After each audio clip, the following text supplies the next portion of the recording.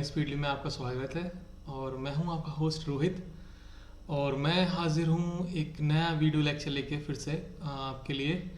पिछले video lecture में मैंने आपको बताया था फ्रैक्शंस के बारे में, उनका बेसिक मीन्स नॉलेज आपको दिया था कि अंडरस्टैंडिंग लाइक कि फ्रैक्शंस क्या होते हैं, फ्रैक्शंस फॉर्म कैसे होते हैं, फ्रैक्शंस के अंदर क्या क्या पार्ट होते हैं, उनके नेम्स क्या होते हैं, वो सारी डेफिनेशंस और वो सारा पिक्टोरियल रिप्रेजेंटेशन मैंने आपको दिया था। उस वीडियो लेक्चर में मैंने आपको 3 टाइप्स के बारे में बताया था, और वो थे कि यूनिट फ्रैक्शन क्या होता है, प्रॉपर फ्रैक्शन क्या होता है और इम्प्रॉपर फ्रैक्शन क्या होता है। अब उसी लेक्चर का ये कंटिन्यूस मीन्स सेकंड लेक्चर है, जिसमें मैं आपको और जो बाकी टाइप्स हैं फ्रैक्शंस के उनके बारे में बताऊंगा विद डिटेल्ड एग्जांपल्स के थ्रू भी, मतलब ताकि आपको बेटर अंडरस्टैंडिंग मिले कि कैसे जो टाइप्स हैं इस वीडियो लेक्चर में जिनके बारे में मैं बताऊंगा वो कैसे फॉर्म होते हैं और उनके एग्जाम्पल्स या क्वेश्चन जो आते हैं उनको सॉल्व कैसे करते हैं। तो चलिए फिर आज के वीडियो लेक्चर में शुरू करते हैं। पहला हमारा जो फ्रैक्शन है यहाँ पर वो है मिक्स फ्रैक्शन। अब ये मिक्स फ्रैक्शन क्या होता है, ये एक्चुअली में कह लो कि फ्रैक्शन और होल क्वांटिटी का मिक्सचर होता है टोटल।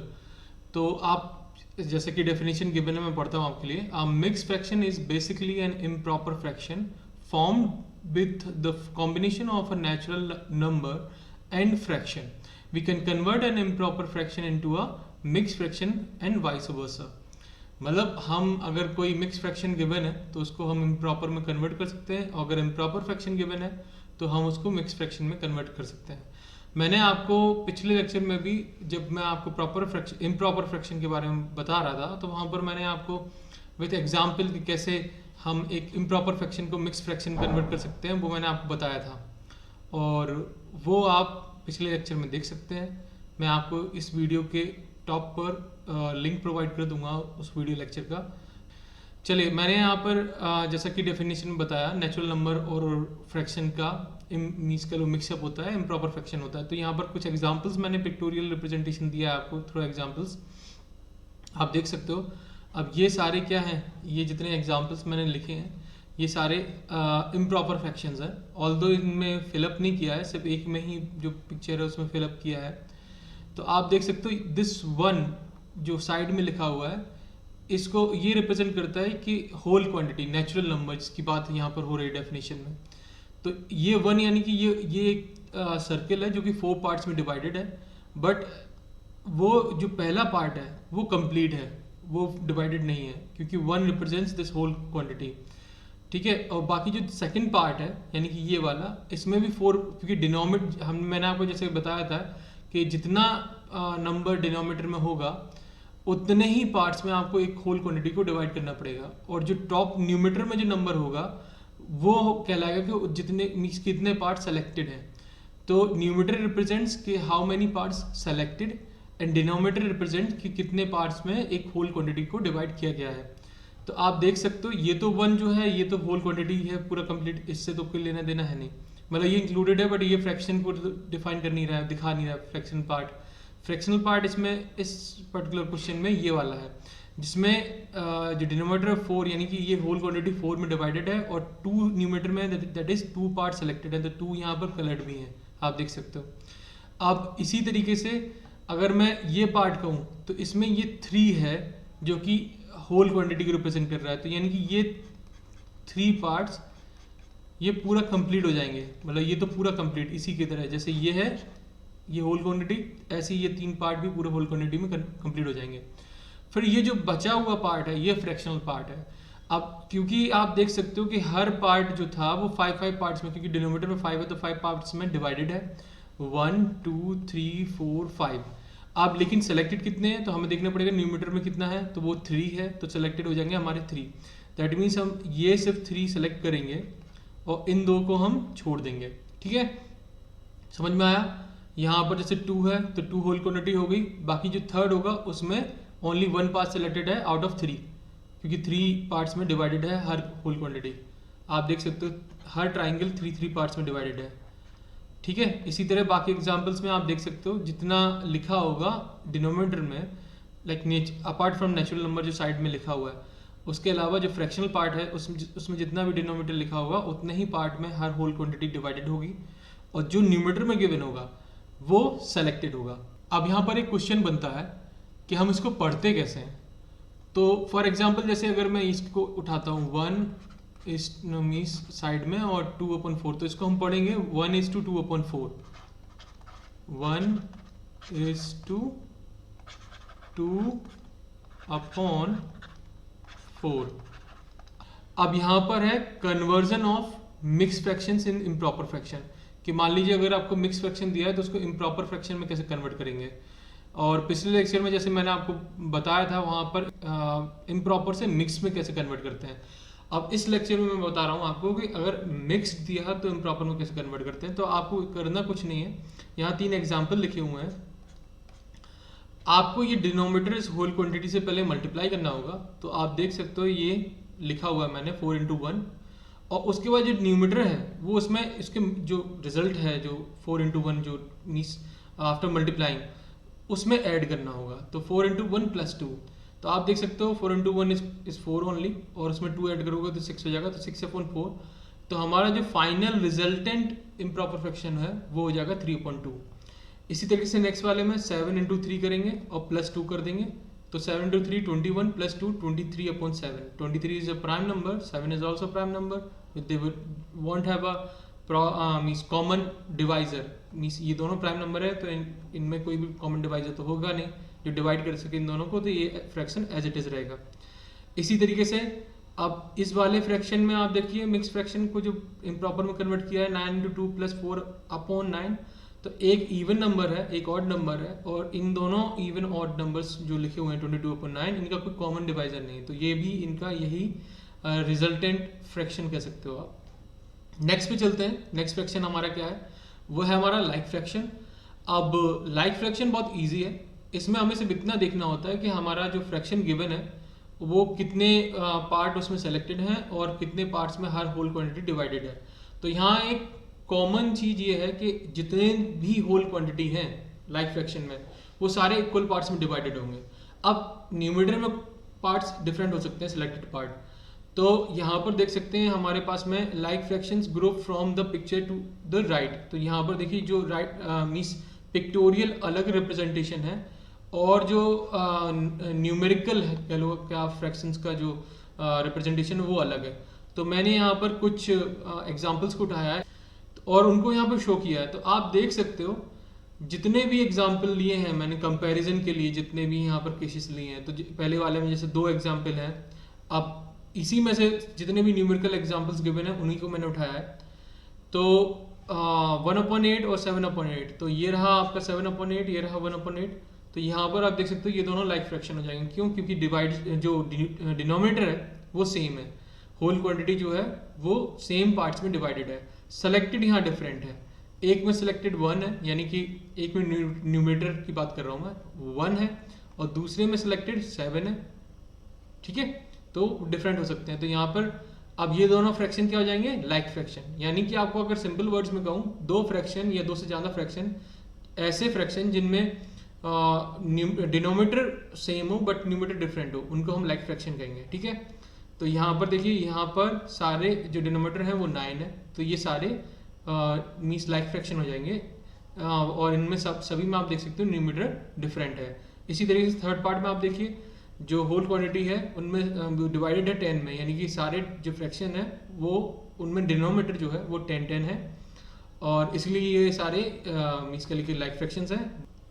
6 वाला जो फ्रैक्शन है, जो नेक्स्ट फ्रैक्शन है वो है अनलाइक फ्रैक्शन। तो जैसा कि लाइक फ्रैक्शन है जिसमें डिनोमिनेटर सेम होते हैं, यहाँ जस्ट उसका उल्टा है, यहाँ डिनोमिनेटर डिफरेंट होते हैं। ठीक है, तो अब हम देख सकते हैं अनलाइक, मैंने आपको पिक्टोरियल प्रेजेंटेशन के थ्रू यहाँ बताया अनलाइक फ्रैक्शंस के बारे में। यहाँ पर जो पहला फ्रैक्शन है वो 2/3 है, यहाँ दूसरा फ्रैक्शन जो जिससे हम कंपेयर कर रहे हैं 2/3 को वो 1/4 है। तो ये दोनों ही फ्रैक्शन आपस में डिफरेंट है और ये दोनों ही अनलाइक फ्रैक्शन है क्योंकि इनके डिनोमिनेटर भी डिफरेंट है।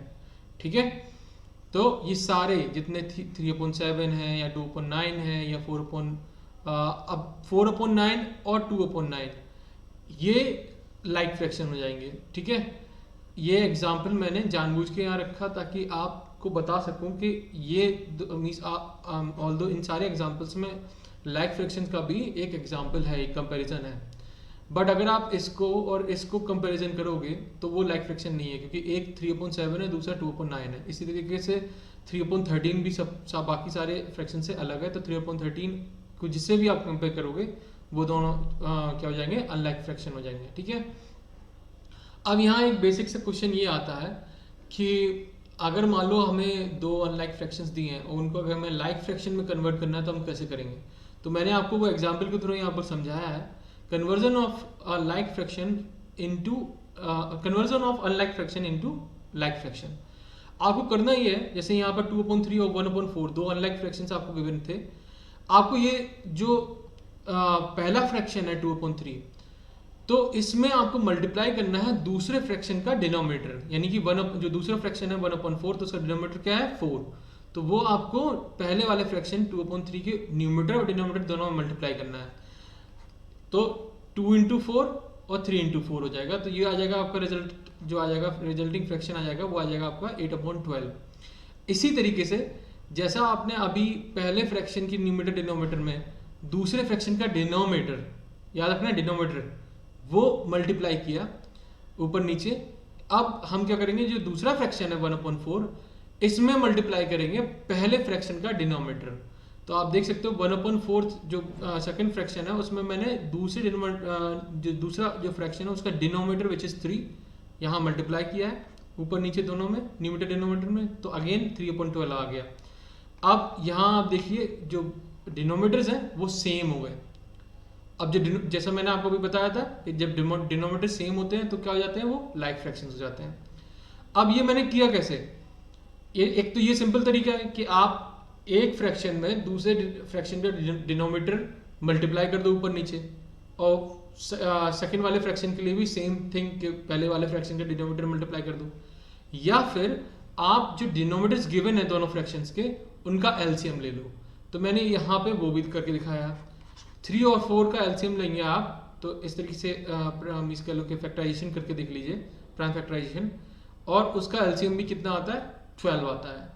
तो आप ऐसे भी कर सकते हो, दोनों मेथड है। ठीक है, अब नेक्स्ट जो हमारा है वो है इक्विवेलेंट फ्रैक्शन। इक्विवेलेंट का मतलब जैसे नाम सजेस्ट कर रहा है कि इक्विवेलेंट यानी कि जो इक्वल फ्रैक्शंस हो। बट दो फ्रैक्शन इक्वल कैसे हो सकते हैं, बिल्कुल हो सकते हैं। हमें करना क्या होता है, जैसे मैंने आपको ऊपर बताया था कि हमें हर फ्रैक्शन जिनके न्यूमरेटर और डिनोमिनेटर में अगर मान लो जो भी न्यूमरेटर डिनोमिनेटर गिवन है वो अगर डिवाइड हो सकते हैं किसी कॉमन फैक्टर से या किसी कॉमन डिवाइजर से, तो हम उनको डिवाइड करते हैं। कब तक डिवाइड करते हैं, जब तक कि उनका कोई सिंपलेस्ट फॉर्म नहीं आ जाता, यानी कि जब तक वो ऐसे फॉर्म में कन्वर्ट नहीं हो जाते जो फर्दर फिर डिवाइड ना हो सके किसी कॉमन डिवाइजर से।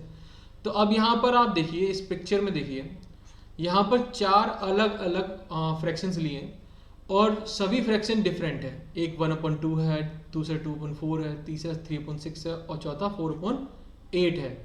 बट अगर आप इनकी कॉम मीन्स हर किसी कह लीजिए कि फ्रैक्शन में अगर न्यूमरेटर जो डिनोमिनेटर पार्ट है उसको कॉमन डिवाइजर से अगर डिवाइड करेंगे तो इन सभी का जो रिजल्टेंट या जो फ्रैक्शन आएगा यानी कि जो सिंपलेस्ट फॉर्म आएगा वो सबका सेम आएगा। फॉर एग्जांपल 2/4 है तो 2 से डिवाइड करेंगे तो 1/2 आ जाएगा यहाँ पे भी। फिर 3/6 है, 3 इज द कॉमन डिवाइजर, तो 3 से डिवाइड करेंगे ऊपर नीचे तो 1/2 यहाँ पर भी आ जाएगा। इस तरीके से 4/8 कॉमन डिवाइजर इज 4 से डिवाइड किया 1/2 आ गया। अब ये 1/2 इज द सिंपलेस्ट फॉर्म क्योंकि ये आगे फर्दर जो है वो डिवाइड हो नहीं सकता किसी कॉमन डिवाइजर से। तो 1/2 1/2 1/2 1/2 मतलब चारों। तो ऐसे केस में जहाँ पर सिंपलेस्ट फॉर्म किसी 2 या 2 से ज़्यादा फ्रैक्शंस का सेम आता है तो हम उनको इक्विवेलेंट फ्रैक्शंस बोलते हैं। आप डेफिनेशन से भी देख सकते हैं, व्हेन कन्वर्टिंग एनी 2 और मोर फ्रैक्शन, यहाँ पर 2 और मोर है एक्चुअली लिखना मैं भूल गया, into their simplest form by dividing both numerator and denominator by common factor, then if their resulting fractions are equal then the fractions are equivalent।